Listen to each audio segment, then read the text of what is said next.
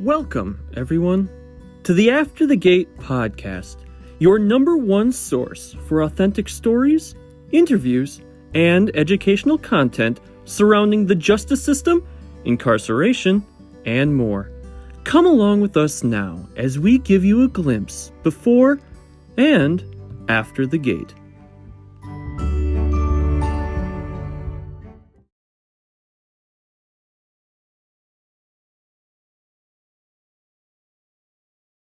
All right, what's up, everybody, and welcome to the After the Gate podcast. My name is Alexander the Great. I'm your host. Today we have a special guest, Matthew Syring. Actually, somebody that I've been incarcerated with. Literally was the first familiar face I saw when I went to Rush City State Prison. When I seen him, I was so happy to see somebody back from the county I was from, somebody who I actually hung out with on the street. So we're going to talk with Matt today, talk a little bit about his story from incarceration, getting locked up, onto dying from drug overdose, drug addiction being involved in his life, and how social media has come to play in telling his story and being a vocal point of do not go down the same path that he has gone down. Okay, so Matt, let's jump right into the interview, brother. Let's hear your name, your age, and your location. All right, my name is Matthew Syring. I'm 28. I'm from Rochester, Minnesota. I was born here. I grew up here. I did leave a couple times and went out to like Idaho and stuff like that. Lived out there for a little bit. For most of my life, this is where I've lived. This has been my hometown. So basically, yeah, that's with this city, this is kind of all I know right here. You know what I mean? Absolutely. Okay, so tell everybody, Matt, what do you do for your occupation? What is your main, like you wake up, what's the main goal for your employment and how you survive? Well, right now I'm on disability. Actually, I died in the hospital. When I died, there was I was like half blind, so I can't work a lot of jobs. I don't have the physical capacity to work like I used to. So right now I'm on disability, but I wake up and I try to make YouTube videos. I try to do something every day. I've been doing a lot of internal work with myself, self-healing, things like that. You know what I'm saying? Like, and Absolutely. fishing, finding different things, different outlooks, different things in life that I can go to and find that peace of mind where it's like, it's not like, when you're in a drug addiction state of mind, it's all over here. But like when you get your life together, like now I can't work. So I have to like make the best out of the time I have. So like, it's not like, so I do a lot of fishing. I just do a lot of outdoor stuff, things like that will keep me busy, keep me on the right track. I do a lot of self-learning. I use YouTube. Man, YouTube has been my teacher for the last 2 years. So Absolutely. I've done a lot of self-learning on the mind and everything like that. And it's just it's really taken me a different avenue than before in my life, man. Absolutely. I like hearing that, man. Okay, Yeah. so to give all the listeners, to give you guys an insight into how me and Matt know each other and what life was like before that. So Matt, I knew you before you had your hospital incident where you went in and you died. I knew you before you went to prison. I actually met you in county jail back when I was probably 18 years old. So let's hear what have been. Okay, so let's start from the very beginning. Let's start incarceration. What was that for you? When was the first time you got locked up? What was the longest period for you? And what was the charges? I got locked up. Well, as a kid, I got locked up in juvie and stuff. But my first adult charge, I got locked up on first degree burglary, first degree burglary with the deadly weapon, second degree assault with the deadly weapon, and then fifth degree assault and a terroristic threat. I ended up getting the second degree assault and going to prison for that. I sat about a year in county before I took a deal because they were, how the justice system kind of works. So I sat and fought it for a little bit because they were trying to give me more time than I thought I really deserved for what the occasion, what happened in the situation. So I sat in county for about a year. That's where I met you. I think me and you were the people that did the window, you know what I'm saying? We were in Yeah. sixth grade, bro. We were Yeah, in yeah, sixth yeah. The grade. window with where you Yeah, put the Vaseline to clear it off. yeah, yeah. I And made a TikTok about that. Yeah. yeah, man, that I know I seen that blow up. I was like, man, that's awesome. Like, cause like Yeah. I met people, you know what I'm saying? And like when I got locked up, man, I didn't think I was thinking like it was gonna be like some juvenile shit, you know what I mean? Like, you know, where you go in for a little bit and you get out, and like when they hit me upside my head, man, they gave me $100,000 bail. And I was like, I ain't going nowhere. So I ended up sitting for like about a year. Um, took a deal after about a year, and then after that I got out, and I was still in that same, you know, mindset, that criminal don't care, you know what I mean? And I Yep. got out, did stupid, and did everything they said I shouldn't do. and Yep. and I ended up I went to prison, did my time, and I think that's where I ran into you in St. Cloud as I was taking a shower. You Yeah, remember? yeah, Yeah, yeah, yeah. yeah, When you were taking a shower, you seen me. I yeah, remember that. yeah, Yeah. yeah. Okay, so let's go back. Okay, so let's touch base on what actually put you in jail, the incident with the Yeah. burglary. Tell Okay. us a little bit what went down, how did it all come out? Well, what happened was we were at a house party, right? And like we were at this person's house, and he started some problems with me, and was starting to like try to, and I ended up, fighting him. Back then I lived a little differently, so I would kind of go off a little easier, and I ended up getting into a fight with him, and he ended up in ICU. And after he ended up in the ICU, I mean, they really tried to like make it seem like it was much more than it was, but it was really only like a fight in a house party, and they charged me with Anyone all this stuff. You know what I can mean? have. Like I thought I was good. Literally, when I woke up the next day, when I was in jail, right? I woke up the Mhm. next day and I was like, "Hey, dude, I'm good. You know, I'll be out." Like it was a fight at a party. And then when I read the charges, you know what I'm saying? That gave a little different look to it. And I was like, you Everything know, a little more oh shit, man. Like, you know, it's realer than a little and bit then more serious. juvenile. Yeah. Juvenile. Yeah, I really like how you said that. Like when you got there, you realized it's not juvenile. Like I've been here before. It's a fight. I'm gonna get out within a week, a day or two, whatever. Yeah, yeah, Now you're looking at, now these people are offering you, whatever your first deal was. I'm sure it wasn't what you were looking for. yeah. Okay, About so 40 let's years, 40 years they offered you. 4 years. Four. Yeah, yeah. Yeah, See, like the yeah, you don't max want to they take. could have gave me was like, you know, like they were trying to say to scare me with like 20 and stuff like that, but the max they could give me was 4 because I didn't have no points, but I had prior points as a child, like Yeah, as a yeah. juvenile. You know what I mean? I had some charges from back then. Okay, so let's talk. Let's talk when you first stepped foot in prison. What was it like for you, and what was the experience? Were you scared? Were you prepared? Were you like, man, this is where real men go, or were you like, man, this is not where I want to be at first? What was it like for you? Explain prison for it.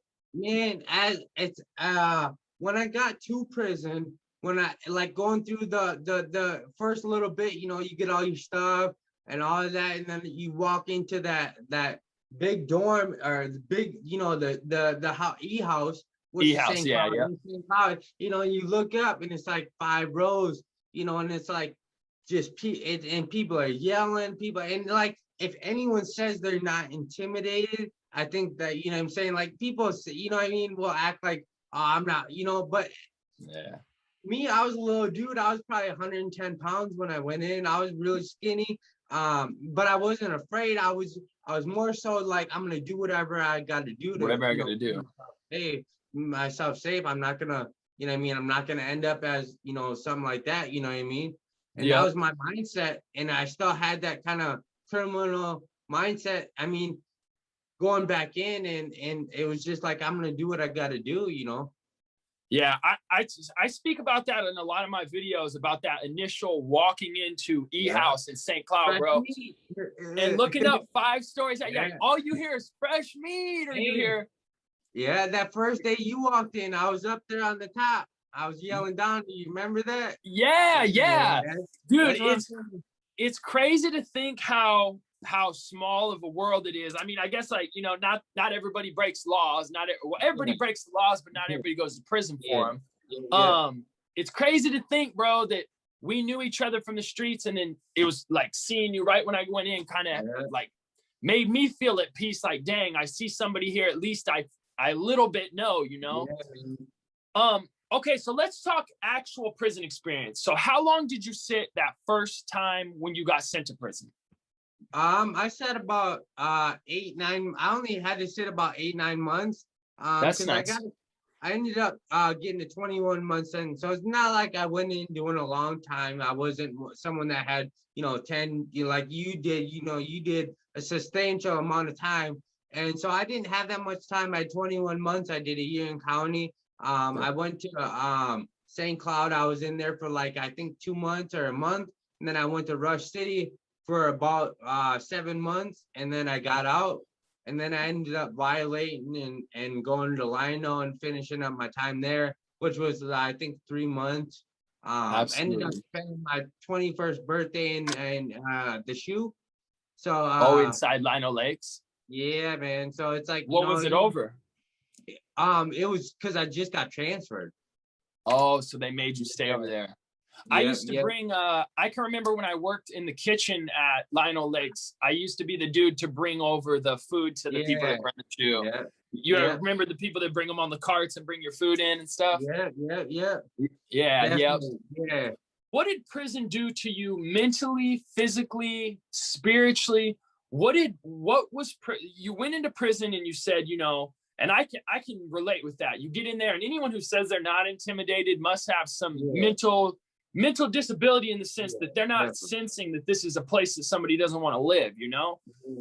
So what did prison do for you, Matt? What did it either change for the good or the bad, whether you have some form of PTSD, in the sense that, like, man, I just can't get this prison thoughts out of my head, or I can't, like, these feelings, like, tell us about that. What were those experiences?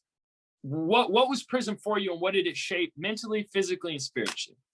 I think physically it shaped me real good in that sense, but mentally I didn't let it break me, you know what I mean? Like, a lot of people will break, you know. I mean, I didn't do a lot of time. I did do time in seg. I mean, we did it together. So I mean, I remember my time in seg. So but I just I didn't let it break my mind.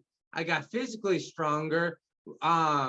But like the spirituality didn't come then. I didn't have that, because I was like, you know, like I was so mad at the system for putting me in prison for such a just BS, you know, scenario. So I was kind of like, you know, mad, you know. But as I went through, I met people, and I seen people like lifers that were like, you know, telling me, hey, get out, do the right thing. You know, you got a chance. You don't want to be like me. And that kind of changed my mindset on, you know, what I want to do in life. And, you know, it didn't come overnight. When I got out, I went back to the same stuff. And that's when, you know, I ended up dead a couple times. And that third time I died, I woke up, and it's been about almost 3 years. And I've been doing good since. And that's what woke my spirituality out of me. That's what brought me. Are you saying your death? Yeah, my death Your death. Yeah. Okay, so let's talk. Okay, so you spoke a little about what prison taught you in terms of living life out, your current life now. So let's talk. You got out of prison and you jump right back into the old stuff. Did you see any incarceration after that first? So you said you went back to Lino Lakes.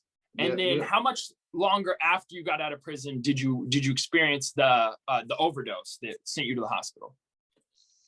Man, it probably like 5 years, 6 years. I mean, I was so it's a little bit after. So you had a long run of back in negative thinking, negative lifestyle, but you didn't end up back in prison. Did any jail run-ins?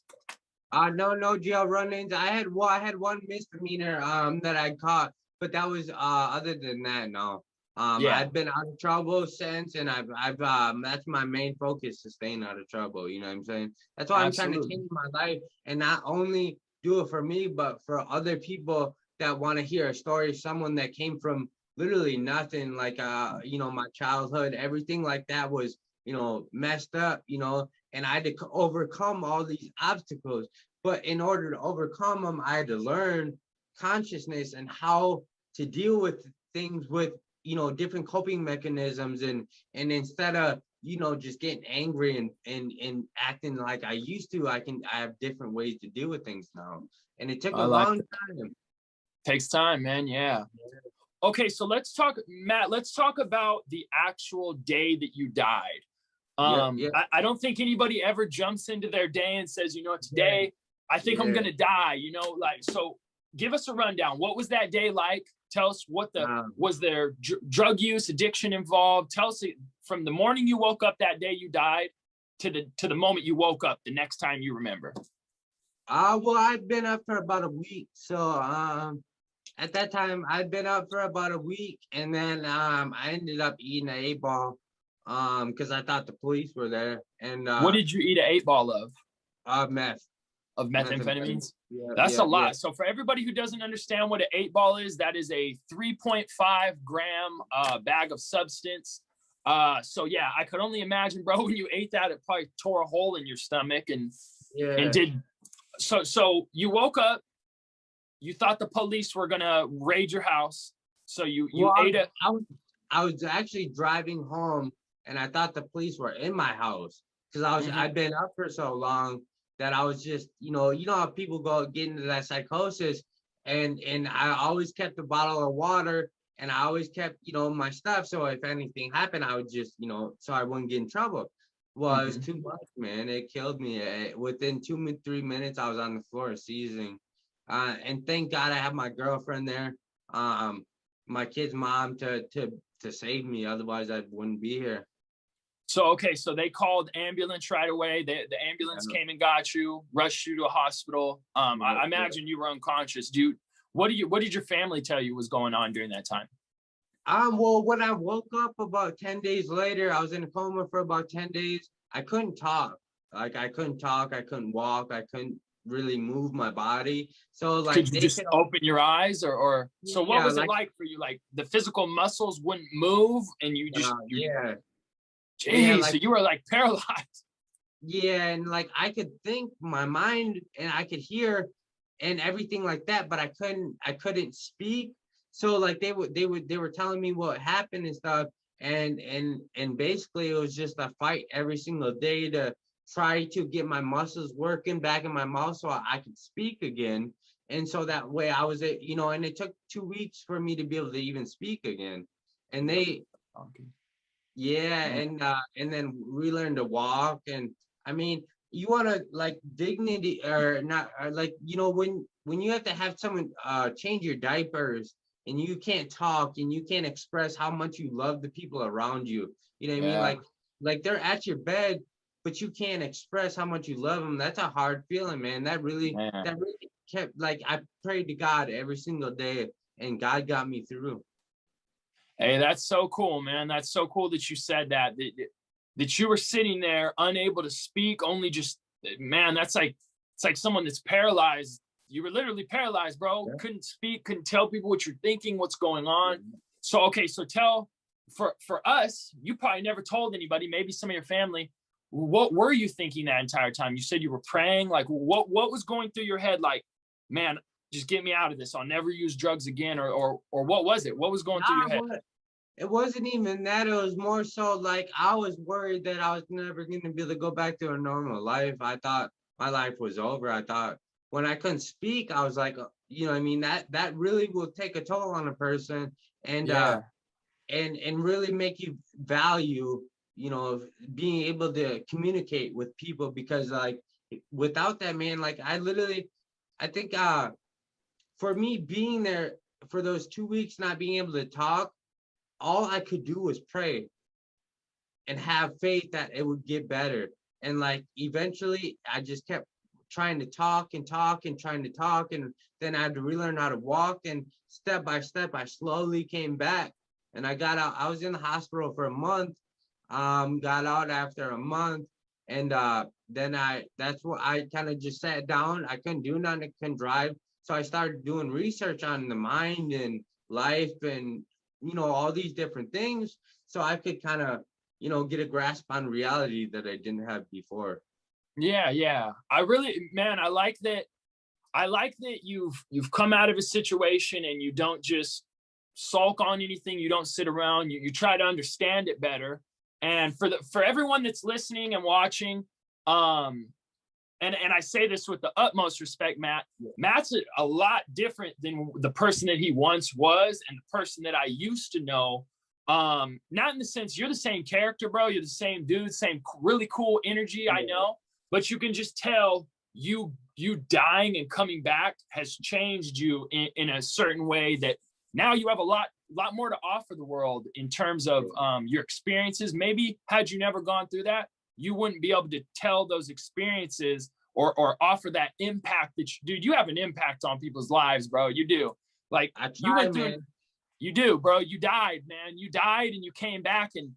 And for people watching, I mean, there's kids out there that are watching this, bro, and you have to think they have been at parties and they've been in fights and they really don't understand they could be down that same path you were on with one simple fight. Yeah, and it doesn't take much, and people can lose like that, and that's you gotta be conscious. And now I'm conscious every day of it because I have to be. I got a family. I got responsibilities now. I like that. I gotta take care of. So that's like, what I mean? Yeah, man, you got a life to live. So what do you represent? What do you represent, Matt, as an individual dealing with either addiction, coming out of lockup, incarceration? What do you represent for these individuals that see you online? So for everyone that's watching and for everyone that's been staying tuned, all that, check out Matt's descriptions in the bio, check out Matt's social media handles in the description below. I'll have all of his links from his YouTube to all his social media platforms. So everybody check that out. But yeah, tell us, Matt, what do you think you represent for this upcoming wave of people getting released from prison, dealing with addiction? What do you represent for that? What do you have to tell those people? Man, honestly, there's a better way to live than that. And people get institutionalized because a lot of people get locked up for a long period of time for, stupid stuff or, something they did, that they maybe deserve to do the time for, whatever. But it's like, people need to understand that that's a time to get your mind right, like get your mind, your soul, your, physically, and come out and be a better person and try to help the next one. Because like the main thing I've learned is pay it forward. Because like for me, like I've helped change people's lives where their lives are completely different now, and it's only because I put in that work to help them and give them different views on life, and their life changed. And that's like the most meaning that I could ever get out of life is helping the next person. And I just want people to have hope that there is a better way, that you can get out here and do what you got to do. If you stay away from the drugs, I mean, you just got to stay away from the people, the places, and things that will take you back. Because if you're around that, eventually you're going to go back. And that's why you have to remove yourself from everything and everyone that has anything to do with that. You know what I mean? Man, I love that you said that, Matt. I was going to ask you, you answered it. I was going to ask you, what could you tell someone to stay out of that life, or that's dabbling in, crime, a young person? You hit it right on the head, bro. The people, the places, and the things that you used to do can no longer be in your life, or they'll bring you back, because that's what kept you in that life, Yeah. So, okay, social media, with YouTube, Instagram, Facebook, all that. What is your goal next with your entire branding of your social media channels, your platforms? What's your goal for you this year? What do you want to do with all of it? I've actually kind of, like, for me, I'm when I go to make a video, it's off my heart or off my mind. It's something that I feel, when I make a video, it's something I feel people need to hear. Maybe things people don't know about, things that people need to be informed and have knowledge about in order to change their life and keep it, because the mental is everything. It's everything. And if you don't have control on your mental state of being, which, sadly, within the last year, everything that's happened with, the world, people have really lost, a lot of things, their family, their homes, they're going through this and that. And it's so important that people understand that mental health can be fixed if you find the right tools and you find the right, learn helplessness. There's a lot of different things, conditioning, that people will do, and but you have to understand it. And once you understand it, you can bring it through and kind of make sense of it. And then you can live at peace and understand, a little bit more. And I think that's all I'm trying to do, is open people's minds to think a little bit more, to look a little bit farther than where they're really looking, and understand that there is another way. And like all the experiences I've been through, I just try to relay them through messages, and what has helped me. You know what I mean? Because not everything works for this. Not every one thing works for everybody, but there's a lot of things that you can do and learn for your mental state of being that will really help you out in the long run. Absolutely, bro. I like that. I like that. And again, okay, so for everybody that's listening, please go follow Matt's social media channels. It's in the description below. Super cool content he's putting out on his YouTube, Instagram, TikTok, Facebook, every single platform. And this isn't the last interview you'll be seeing with Matt. We're going to be doing a ton of stuff. Okay, Matt, let's hear some last words, bro. Do you have anything for everybody that's watching, your family, your loved ones, your last words to the world? Let's hear them. Man, I just want people to be happy. I want people to find love within inside themselves. Stop looking externally and look within inside yourself, because you're never going to find happiness outside of yourself. You'll find happiness up here with God, but you're never going to find it. You can buy and have all the money in the world you want, but at the end of the day, it's in your heart. You have to be happy. You have to internalize everything. If you're going through struggles, find out what these struggles are and fix them and make something different. I want everybody to be at peace and happy and not be going through depression, anxiety, because there's ways out of it. You just have to learn, You gotta learn it. And I just hope people can start opening their eyes and just looking a little bit farther into how to grow your mind and how to live, and especially adapt in the new world we're living in. Yeah, you ain't lying, brother. You ain't lying. You Yeah. said it good. All right, everybody, tap in. Remember, links are in the description below. Check out his YouTube channel, subscribe, turn on post notifications for all of Matt's cool new content coming up. All right, until next time, till next episode, we're tuning out, guys. Peace out. Peace out, brother.